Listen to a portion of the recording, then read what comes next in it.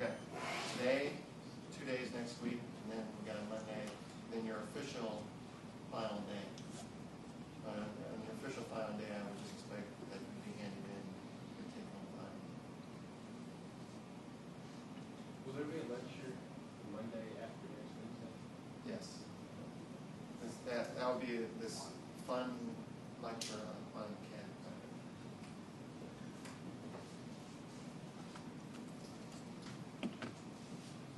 Just to prime us for where we're headed, here's nothing.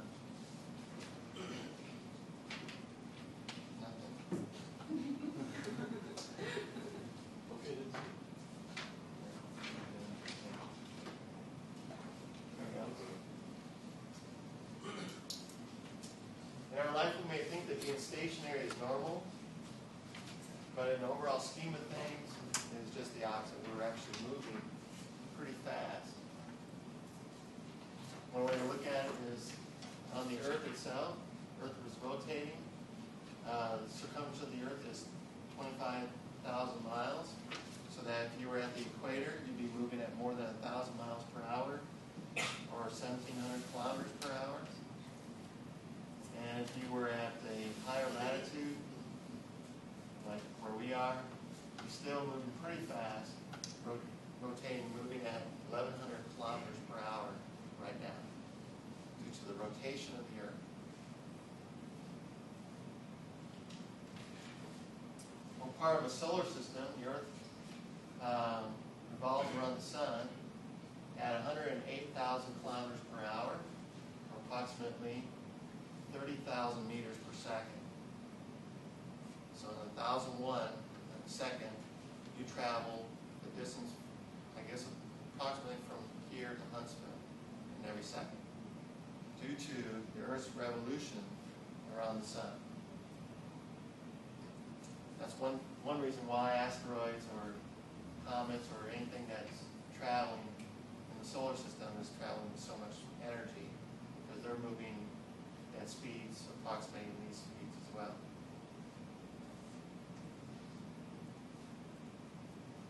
The Sun orbits the center of the Milky Way at 900,000 kilometers per hour, about 250,000 meters per second.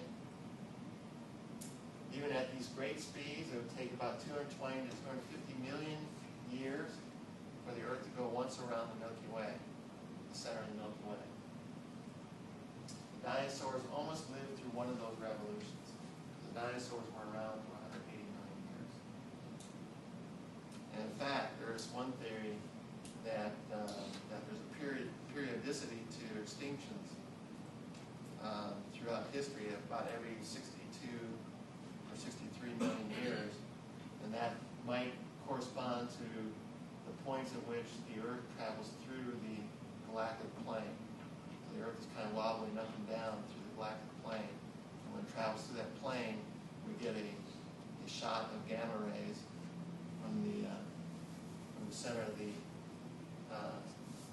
galaxy, and that might cause mass extinctions. That's one theory. We're due. Tomorrow is going to be 62 million years. No, I'm just kidding. In fact, here's a real short animation GIF. Not a true animation, an actual picture of large stars moving very fast around the center of our galaxy. And the center of our galaxy is a black hole. The center of every galaxy is a black hole. Supermassive. Supermassive black hole. As opposed to these little black holes produced by the Hadron Collider.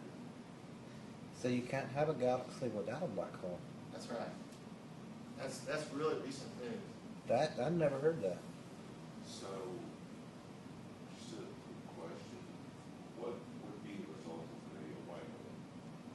We don't know what they are. They're theorized, but we haven't looked at them. That's what I'm asking. I mean, I know it sounds really weird, but it's the direct opposite of a black hole. I don't have an answer to that.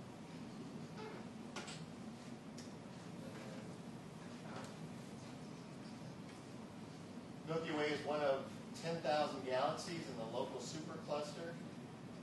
We are being pulled in the direction of the constellation Centaurus at a speed of 2 million kilometers per hour.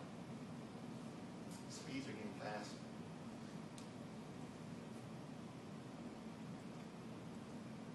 Relative to the background separation of galaxies and clusters, this is not significant at all. The rate of space is being manufactured between galaxies ensures that galaxies are receding from each other at between 18 million kilometers per hour and 72 million kilometers per hour. I don't like that word manufactured. No? Yeah. I mean, that's a creation. And if they're going apart, yes, they are creating space between them, but they are not manufacturing space. I'm manufacturing thoughts right now. Okay. Maybe poor choice of words, but and one way to look at space is that you can't have space unless you've got matter and gravity in the center. Okay. So one goes with the other. So as things are expanding out, space doesn't exist beyond that point, theoretically. That's a new one on me. It's a problem with English. So, what is the conclusion of all this? That we don't like manufactured words. The universe is mostly space, and we're going nowhere at very fast speeds. So we're traveling a lot faster than it appears in normal everyday life. Relativity. Relativity really is the study of things that are moving really fast. Maybe not as fast, a lot faster than what we're actually moving, but still things that are moving really fast. To help out with this lecture, I did a search for cartoons on relativity. And here's one of the cartoons that came up when I searched for relativity. It's a family that's gone to the zoo, and they're looking at the hippos, and one hippo happens to yawn right in front of them, and at that moment, father's going, "Oh, your mother called today." Sorry. So that's relativity.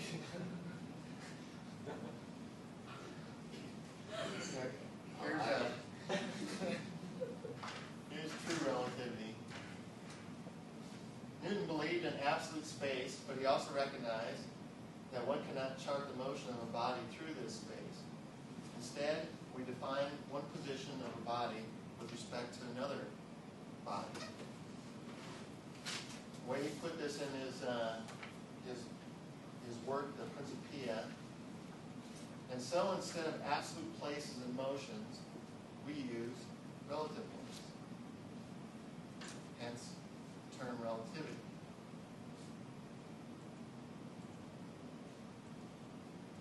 This kind of sets up what we might call Galilean relativity. One must choose a frame of reference necessary to describe a physical event in order to describe that event. According to Galilean relativity, the laws of mechanics are the same in all inertial frames of reference. What is an inertial frame of reference? It is a frame of reference that is non-accelerating. Objects subjected to no forces will move in straight lines in these inertial frames of reference, and all inertial frames of reference are ones in which Newton's laws that we know and love are valid.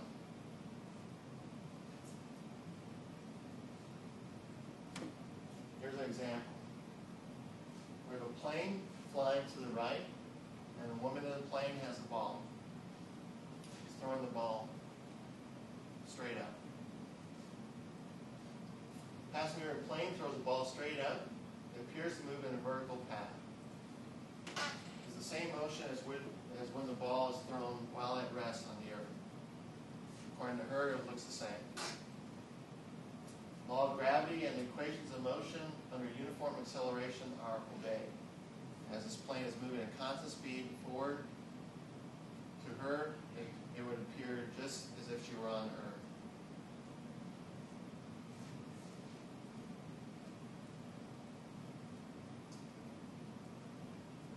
But there's a stationary observer on the ground. I guess there's a hole in the fuselage of this plane, so you can observe what's going on. He views the path of the ball thrown to be a parabola because the plane is moving to the right. The ball has velocity to the right equal to the velocity of the plane. So according to his point of view, the ball is obeying Newton's laws, only it's following the path of a parabola. Except, of course, when the plane goes down. Then it's following the path of straight line motion. I don't know why I put that in there. There's too many of those in this lecture. Watch out. The two observers disagree on the shape of the ball's path, but both agree that the motion obeys the law of gravity and Newton's laws of motion. Both agree on how long the ball is in the air. Conclusion. In Galilean relativity, there is no preferred frame of reference for describing the laws of mechanics. Either frame is correct, and either frame has slightly different conclusions, but either frame describes perfectly what's going on in Galilean mechanics.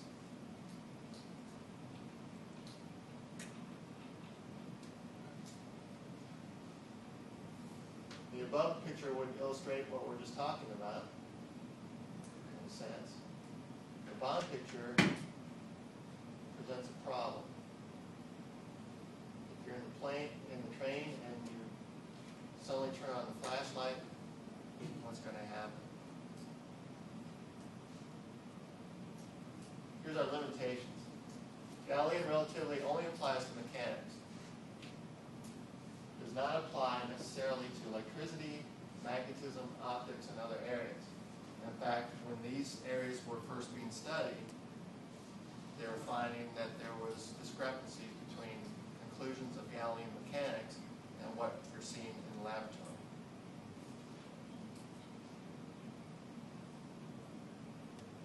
Here's a basic problem. This fellow in the train has a flashlight. The train itself is moving at velocity v. He turns on the flashlight. Observer S, who's a stationary observer on the ground, should measure the speed of this pulse of this flashlight as being equal to the velocity of the train plus the velocity of light, which we designate as c. But in actuality, when she measures the speed of that light pulse, she measures the speed of the light pulse to be this c.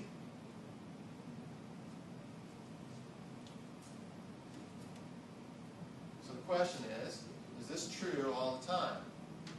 Is that if you were to measure a light pulse, would you always see that moving at the speed of c, or would the change for different frames of reference? Well, this is one of the thoughts, of the late 1800s when they were working on these kinds of problems. At that time, it was thought that maybe light acts like a wave, like other waves, and they would require a medium to propagate the light. And if there was a medium, then because of the Earth's velocity through this medium, there would be a drag effect in a sense. There would be a velocity to the motion of the Earth that would change the speed of light. Right? So if you're going with the Earth, then that would increase the speed of light. If you're going against the Earth, that would decrease the speed of light. So maybe there's a medium, a wind, and we call this the Luciferous ether. Luciferous ether. Here's an example of the Luciferous ether. Start with the devil, bring in some ether, and the Luciferous ether.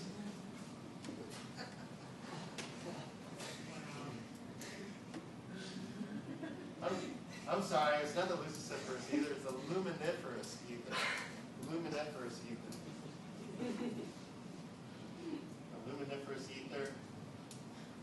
19th century physicists compared electromagnetic waves to mechanical waves. Mechanical waves need a medium to support the disturbance. Shouldn't electromagnetic waves need it as well? So luminiferous ether was proposed as a medium required for light waves to propagate. Present everywhere, even in empty space, it would be massless but rigid medium. Could have no effect on the motion of plants or other objects because that was well studied. But there should be an ether wind as the plants move through it. Hence, the Michelson-Morley Experiment in 1887 set up a situation here where you have a light beam, split the light beam, and one part of the light beam hits a mirror over here, comes back. Another part of the light beam is split, and it comes back. And they are made with two light beams, which start out in phase and same frequency, should be made to interfere on each other. And so you would see an interference pattern. But the theory is that if there is this ether wind due to the motion of the Earth traveling at 30,000 meters per second around the sun, that if you were to move this apparatus, then your fringe pattern should change. Because as you move this apparatus, one of those arms should pick up the contribution of the Earth's speed through space. And hence, by changing that velocity, then you would see your interference pattern change as a result. Well, this was rotated, they said through 90 degrees, but basically rotated through 360 degrees. And no change was ever seen. And this apparatus was made sensitive enough to observe very small changes, I guess out to about 6 or 7 digits. So Michelson-Morley repeated this experiment for years and years and years. In fact, for about 40 years, they tried to make it more and more accurate, and they could never see a change in the results.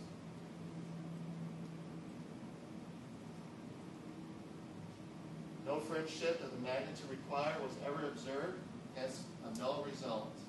Implications: light is now understood to be an electromagnetic wave, which requires no medium for its propagation. The idea of an ether was discarded. The laws of electricity and magnetism are the same in all inertial frames. The addition laws for velocities were incorrect. And because of this experiment, Michelson became the first American to receive the Nobel Prize in Physics in 1907. For basically seeing nothing.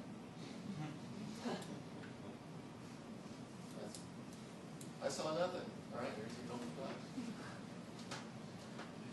It's pretty nice. So if I know nothing, can I win one? I think they've already awarded that one. Oh, Well, think about this, falling for light. Suppose you were to fall under a force equal to gravity for a time of 1 year. How fast would you be going? Let's say, you jumped off a cliff and you were able to fall for 1 year. How fast would you be going at the end of that year? Well, according to Newtonian mechanics, we would say velocity equals initial velocity plus acceleration times time. Starting at rest, so our initial velocity would be 0. We'd be accelerating under gravity for the period of 1 year. So that'd be 9.8 meters per second squared. And approximately there are pi times 10 to the 7 seconds in a year. That's the first thing I told you on day 1 of physics 1. That is approximately 3 times 10 to the 8 meters per second. The speed of light. Pretty cool. If you were to fall under gravity for 1 year, theoretically, according to Newtonian mechanics, you should be traveling at the speed of light. funny how that just kind of worked out that way.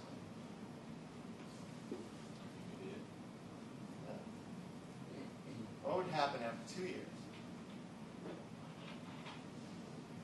Or a year and a day? What would happen after 2 years? Would you be moving at twice the speed of light? Newtonian mechanics would say yes. But experiment would say no. The seed of the problem. High energy experiments with very small particles show that these particles approach the speed of light very quickly. It'll take a whole lot of acceleration to get them moving pretty fast. But even if they're given more and more energy, they have a speed limit. The speed of every particle in the universe always remains less than the speed of light. So you add a certain amount of energy, they're traveling near the speed of light, give them a lot more energy, traveling closer to the speed of light, give them all the energy you got, traveling closer to the speed of light. Speed doesn't go up proportionally to how much energy you're giving them. Newtonian mechanics, on the other hand, places no upper limit on speed. It's contrary to modern experimental results with fast-moving particles. Newtonian mechanics becomes a special, slow case of Einstein's theory of special relativity. Yes? So if the energy doesn't go into a greater velocity, where does it? Greater mass.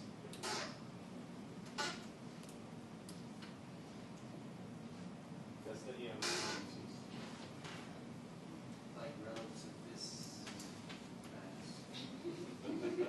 Yeah, we've already been through this. I've told you that word. Relativistic? Yeah, I might have trouble with that too, so forgive me if I do. Well, we're going to talk about that later. Albert Einstein. I wanted to see how this would work out. Who does that look like? Dr. Beck? Dr. Beck. It doesn't quite work in this room. If you get far enough away from that, it's supposed to look like. Any guesses? I'm scared to guess. Marilyn Monroe? I wonder if I can make this smaller. Let's try this. I don't want to answer it for you. I don't want to spend too much time on this. No, I can't make it smaller. I'll have to work on it later. It's supposed to look like Marilyn Monroe. No? All right. There's Einstein. Somebody sent that to me, and sure enough, if you walked away from the computer screen far enough, it looks like Marilyn Monroe. When you get close up, it looks like Einstein.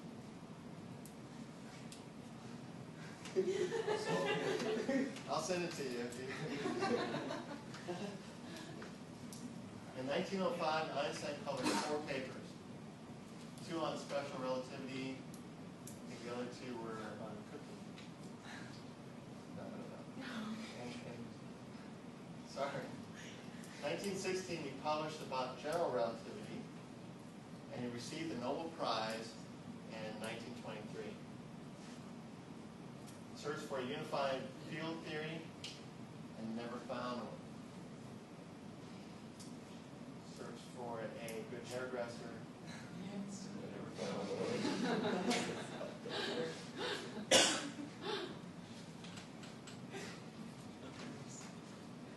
Here's Einstein's principle of relativity. Postulates. Principle of relativity. All the laws of physics are the same in all inertial frames. It's kind of a generalization of Galilean relativity. All the laws of physics are the same in all inertial frames. 2. Constancy of the speed of light. The speed of light in a vacuum has the same value in all inertial reference frames, regardless of the velocity of the observer or the velocity of the source emitting the light. It's a postulate of his theory. Speed of light is the same in all inertial frames. This would resolve the contradiction between Galilean relativity and the observational fact that the speed of light is the same for all observers, at least the experimental fact, that particles don't seem to go faster than the speed of light as well.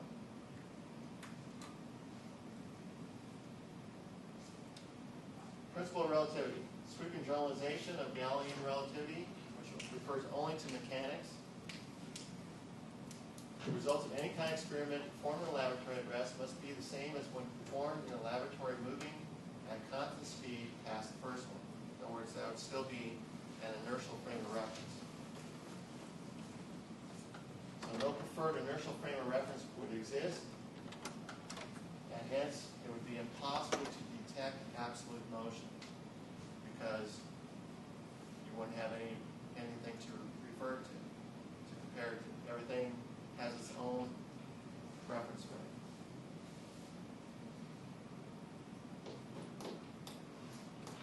Two, constancy of the speed of light. This has been confirmed experimentally in many ways. A direct demonstration would involve measuring the speed of photons emitted by particles that are themselves traveling near the speed of light. So if particles travel near the speed of light, maybe they emit a photon, or maybe they disintegrate, or they emit a light photon.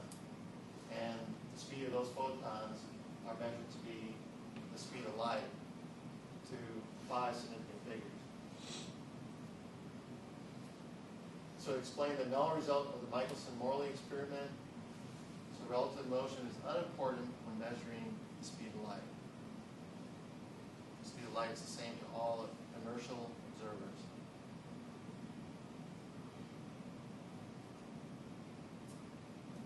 If we accept this, then we must alter our common sense notions of space and time. Common sense is what we're used to every day. But if we delve into this realm of Einstein special relativity, where we accept these two postulates, then what appears to be normal changes. There's some consequences. Focus on concepts of length, time, and simultaneity. Say that. Simultaneity. In relativistic mechanics, there's no such thing as absolute length. There's no such thing as absolute time. Events at different locations that are observed to occur simultaneously in one frame are not observed to be simultaneous in another frame moving uniformly past the first. All this is okay.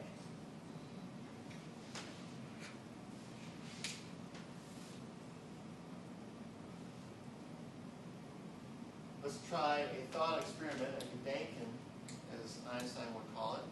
A thought experiment. We have a boxcar moving with uniform velocity, and two lightning bolts strike the ends. Here's a boxcar moving to the right with uniform velocity. And we have a lightning bolt hit one end, leaves marks A prime and A. So as this lightning bolt hits, let's say it hits that end of the boxcar and strikes the ground at the same time. So leaves these two marks, A prime and A. And we have another lightning bolt strike, leaving marks B prime and B. And they're simultaneous. So the two are going to come down, hit the two ends of this boxcar at the same time. We have two observers midway between these points. One observer is in the boxcar, and the other observer is on the ground. So far that's our situation. We have a boxcar moving to the right with velocity v. Two lightning bolts come down and strike the two ends of the boxcar. And we have two observers at the center of the boxcar, one on the ground, one in the boxcar. They've been good volunteers because evidently it is a dangerous situation with these two lightning bolts out. I knew that was going to happen. All right. All right. Yeah, one observer's gone. At least we got the other observer still there, so we can still talk about it. All right, so what's the woman's observation? She's the one who's at rest on the ground. These two lightning bolts have hit, and now the information of those two strikes are coming toward her. So there are light pulses coming towards her to tell her about the simultaneity of these two strikes. So light signals from A and B reach the woman at the same time. She concludes the light has traveled at the same speed over equal distances. Hence, she concludes that the lightning bolts occurred simultaneously. Makes sense. She's standing there. Those lightning bolts hit her. She said, okay, A and B are the same. They happen at the same time.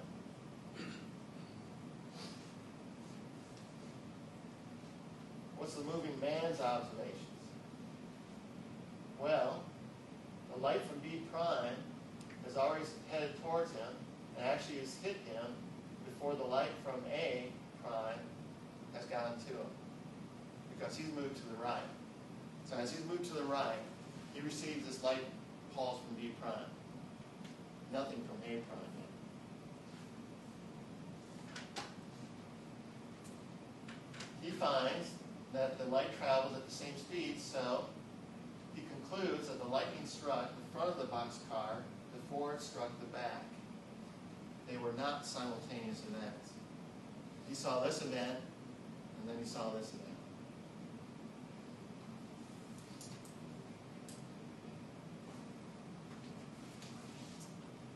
There's a summary of this Galilean experiment. Two events that are simultaneous in one reference frame are in general not simultaneous in the second reference frame moving with constant velocity to the first. As simultaneity is not an absolute concept, but rather one that depends on the state of motion of the observer.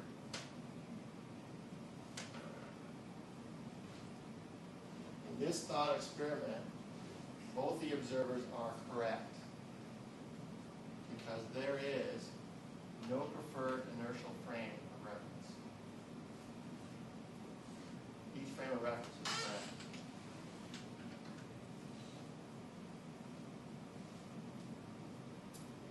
Time dilation. I had too much time to work on these things. I don't know why I put that in. Consider this. We're back in the boxcar. We got a woman in the boxcar. She's got a light source that she's holding, and there's a mirror on the ceiling. She's moving at velocity v. The mirror is fixed to the ceiling of the vehicle. An observer O prime at rest in the system holds a laser at distance v below the mirror. The laser emits a pulse of light directed towards the mirror and reflects off the mirror and comes back. So there's two events. Light pulse goes up.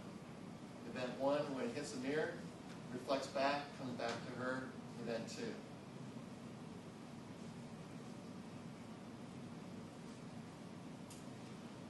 So she carries a clock, and she uses it to measure the time between these two events, which we're going to call delta T proper, delta T P, so P.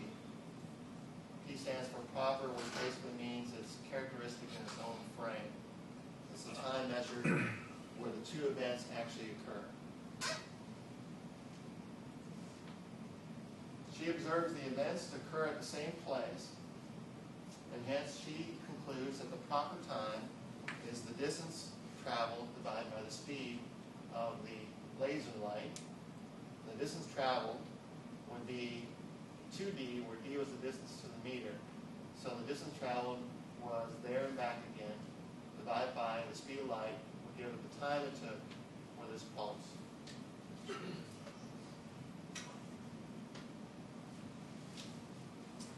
However, like the airplane, there was a hole in the side of this train, and looking through that hole is a stationary observer on the ground. Call it observer O, or in short we could call him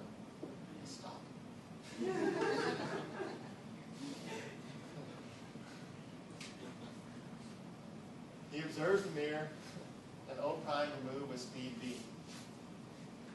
By the time the light from the laser reaches the mirror is moved to the right. The light must travel farther with respect to O than it does with respect to O prime. So he's seeing this laser light move along this path right here. So this angled path.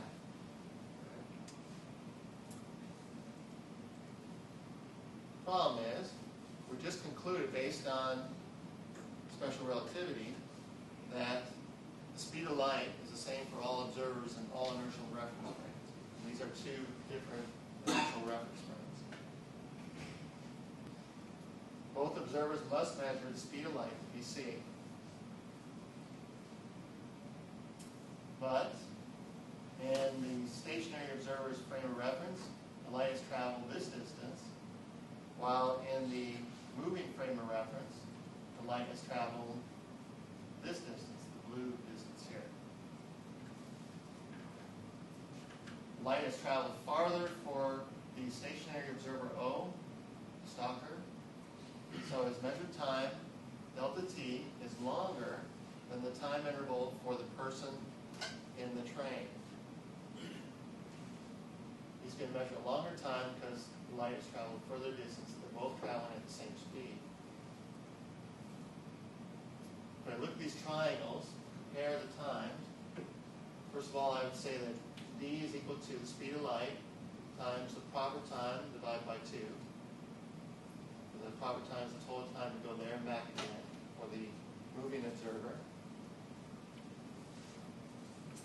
And so from this triangle, if we look at this, it's the right triangle here, we would say that this hypotenuse here, which is the speed of light times the time measured in the stationary observer's time frame divided by 2, is that. So that value squared minus the velocity of the train times this time divided by 2.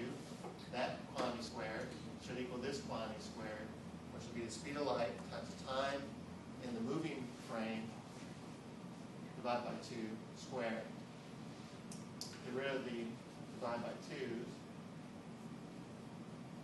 Simplify a little bit. We got c squared minus the velocity of the train squared times the stationary observer's time squared equals c squared times the moving observer's time squared, the proper time. A little bit of algebra here. We get this.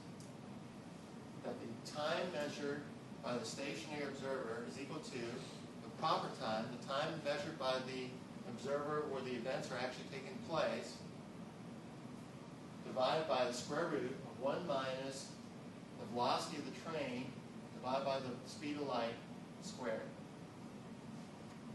I think I might have had an error in your notes on this because it should be a square root in the denominator at least. Is that correct?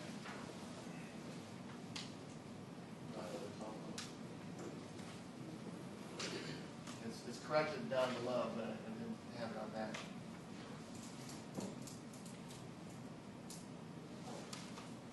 So we would say that the time measured for the stationary observer is equal to gamma times the time in the moving frame, proper time in the moving frame, where gamma is equal to 1 over the square root of 1 minus v squared over c squared. This is going to be a famous constant or something you're going to use a lot. So this gamma is something you're going to want to be familiar with. So this whole step is just how that formula was derived, right? It's a very simple way to derive that formula. Yes. It was, how it originally came about was before special relativity, when they were trying to explain these experimental results, and it didn't fit with classical mechanics, so they came up with what was called the Lorentz conversion. So Einstein knew about this before he came up with special relativity. Gamma is always greater than 1. So observer O in the rest frame measures a longer time interval than the observer O prime who's moving.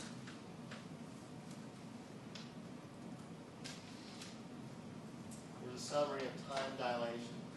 The time interval delta t between two events measured by an observer moving with respect to a clock is longer than the time interval delta t proper between the same two events measured by an observer who's at rest with respect to the clock. In other words, in a sense, the woman who's in the train was at rest with respect to the clock, her clock. She was measuring time, the clock was right there, she was measuring the time it took to go there and back again. And the observer who was moving with respect to the clock was actually the person who was outside the train, because the clock was not there, the clock was in the train. So that observer was moving in the opposite direction with respect to the clock.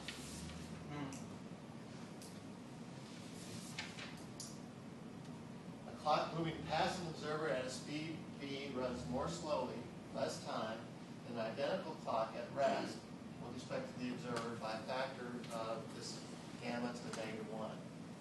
A moving clock runs slow. In other words, it will measure less time than a stationary clock.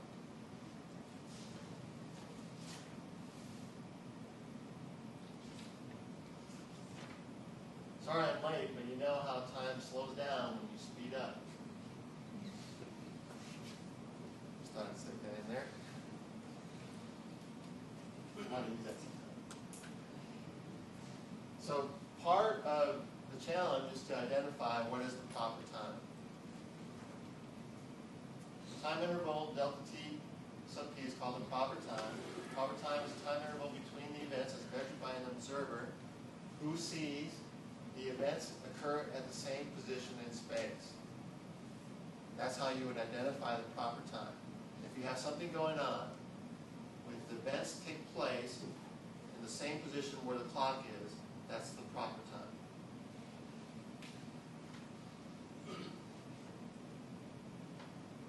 Problem-solving challenge.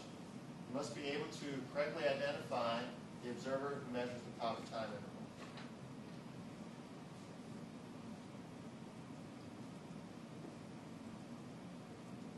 Here's an alternating view. A woman's view that the man is really the one moving with the speed v to the left, and that his clock is running more slowly than hers, is just as valid as his view that she was moving. And you would never be able to try to verify the two unless they both came back together. So if they continued on in their separate directions with their relative velocities, then each would think that the other one had a moving clock that was running slow. The principle of relativity requires that the views of the two observers in uniform relative motion must be equally valid and capable of being checked experimentally. That was one of Einstein's thoughts, is that any theory that you present should be capable of being checked experimentally.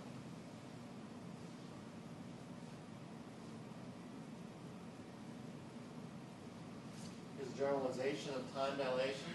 All physical processes slow down relative to a clock when those processes occur in a frame moving with respect to the clock. These processes can be chemical, biological, as well as physical.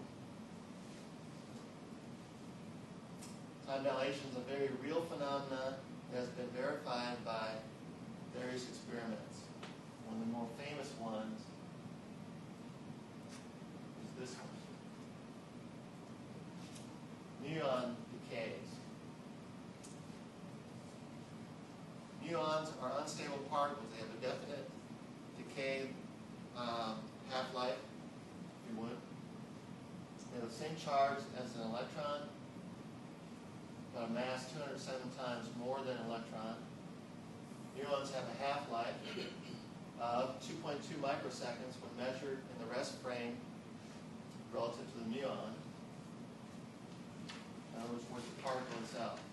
So if you were with the particle, the muon was at rest, it would decay into other objects after 2.2 microseconds.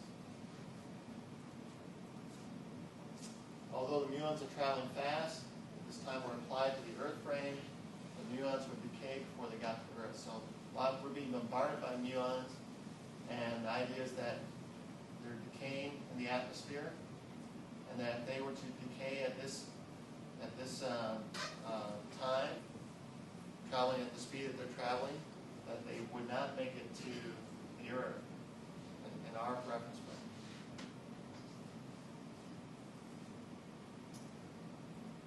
But the reality is, relative to an observer on Earth, though, the muons should have a lifetime of gamma times their proper time in their own rest frame, so that the time is actually longer for the decay, for somebody measuring this decay at rest, say in the Earth frame. And since it takes longer for them to decay in the Earth frame, they actually make it all the distance to the ground. And experiments have measured lifetimes in perfect agreement with the predictions of relativity. So you accelerate these particles at some speed near the speed of light, and as you're looking at the decay rates, as we're measuring it, get longer. Exactly as predicted by relativity.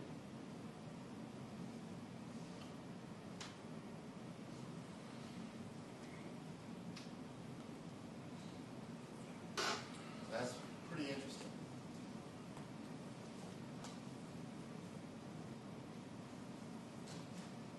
Twin paradox. Here's a situation. It's a thought experiment involving a set of twins dealing with this time dilation thing. Speedo and ghost light. Speedo travels to planet X, 20 light years from the Earth. The ship travels at speed of 0.95 times the speed of light, 95% speed of light. After reaching planet X, he immediately returns to the Earth at the same speed. Doesn't even say hi. When Speedo returns, he is aged 13 years. But Ghostlow has aged 42 years. How can this be? You got two twins. One travels off near the speed of light, distance 20 light years from the Earth. That means light would take 20 years to get there, 20 years back, normally, at the speed of light. Speedo comes back, he's only aged 13 years, and his twin, Ghostlow, is aged 42 years. I think we should look at this in more detail. We have a clock running, and our first task is to find twins to test this paradox. We have to find two twins who are willing to help us test this paradox. One go in a spacecraft, travel to planet X, and the other one staying home. So in our search, we've come up with Mary Kate and Ashley. Okay? Mary Kate and Ashley would volunteer to be our twins for this experiment, except that they're both making billions of dollars. And one of them doesn't want to travel to a distant planet where she's not making billions of dollars and spend all that time where she could be making billions of dollars here on Earth. So they have been eliminated from our twin consideration. So next up, we're looking for people who are not making necessarily billions of dollars, and we've come up with Arnold Schwarzenegger and Danny DeVito. They were twins, but only in a movie. Right? So they play twins in a movie. They're not really biological twins, and we really want twins who are biologically the same so that we can see what the effects are on the twins. And by the way, one of these twins actually has a pretty important job. So I think Danny DeVito is directing a movie or something like that.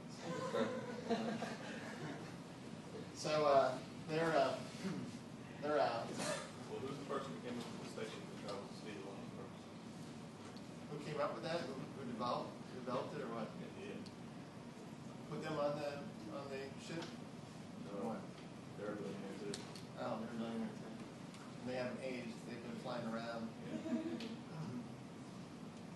So we need a pair of twins who aren't making billions of dollars, who are actually biologically twins. All right? Have any ideas? Speedo and go slow. No, we're actually trying to find good volunteers for this. Very good. You guys, you're thinking like me. That's dangerous. Now we've got Chang and Ang. Chang and Ang. Perfect, because they're biologically twins. So Chang is going to travel to a distant planet X, and Ang is going to Go with them? That's not going to work. Okay.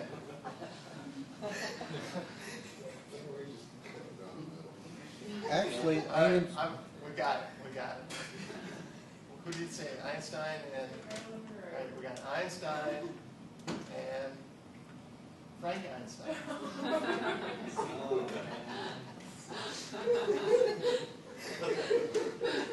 Einstein has manufactured twins. Frank Einstein. You know, I've had too much time to think about this.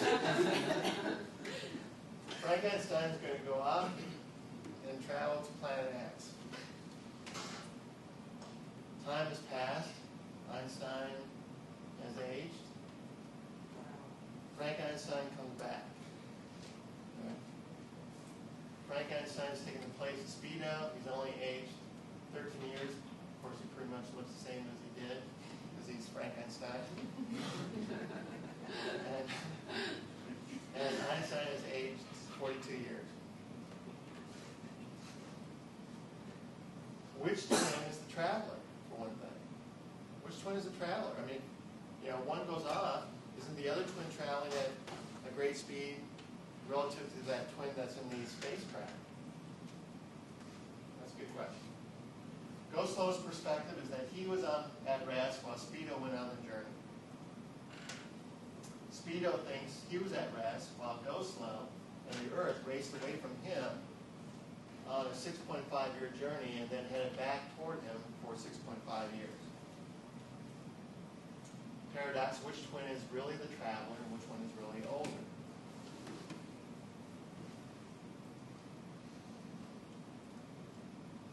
Well, here's our resolution. Relativity applies to reference frames moving at uniform speeds. Those are inertial reference frames. In this trip, in this thought experiment, it's not symmetrical because Speedo must experience a series of accelerations during this trip. As Speedo travels away, at some point Speedo has to come back.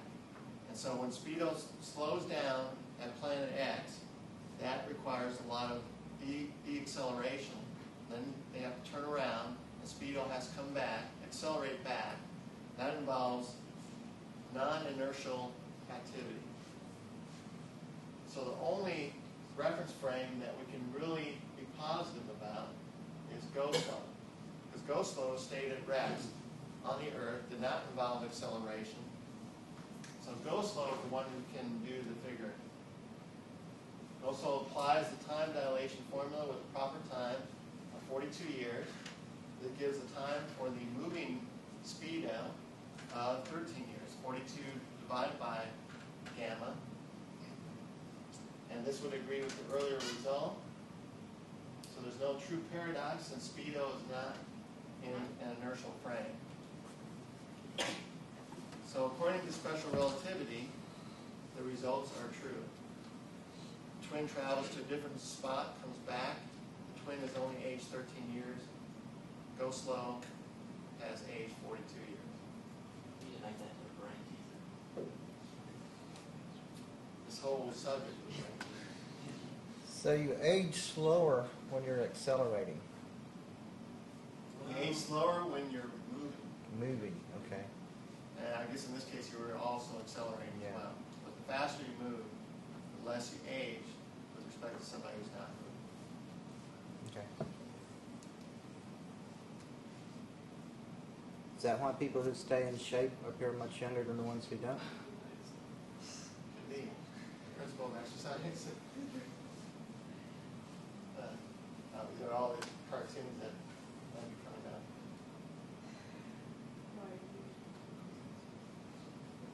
How are we doing?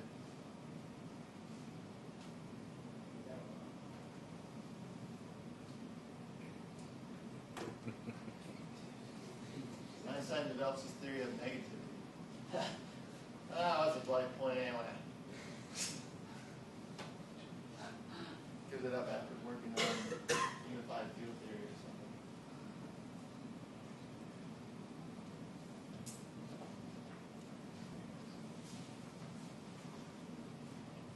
Length contraction. You okay? Yeah.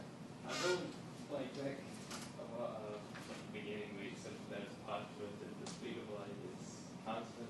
No, we can't. Well, do we know what it is at all? No, it's a postulate. So there's been like no discoveries or anything on that as far as why that barrier is there. Well, some people think the speed of light is not constant.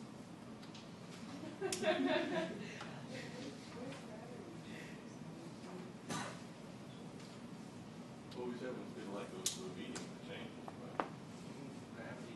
We're talking about not through a medium, we're talking through free space.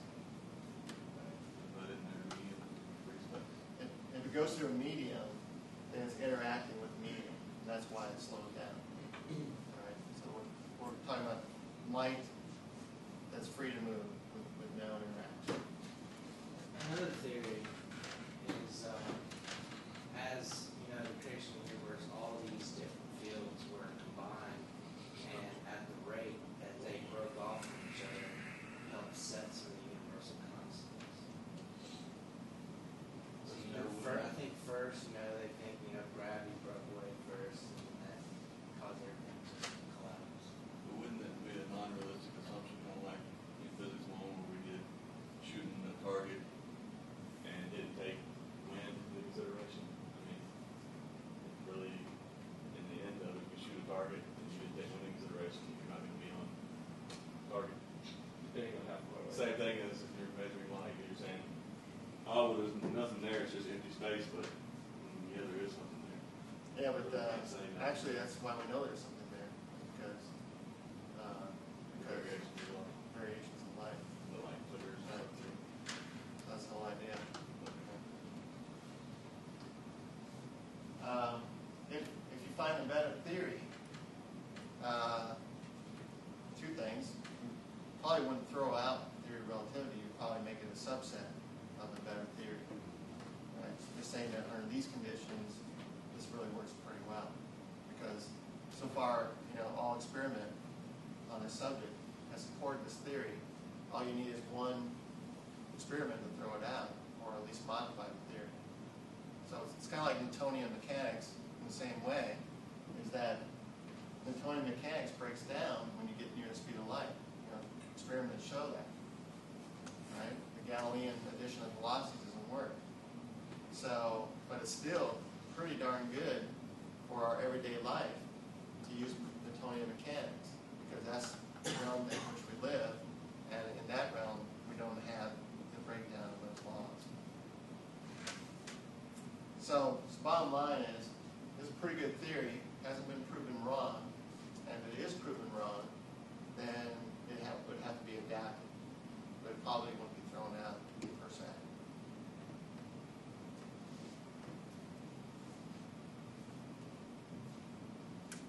Length contraction.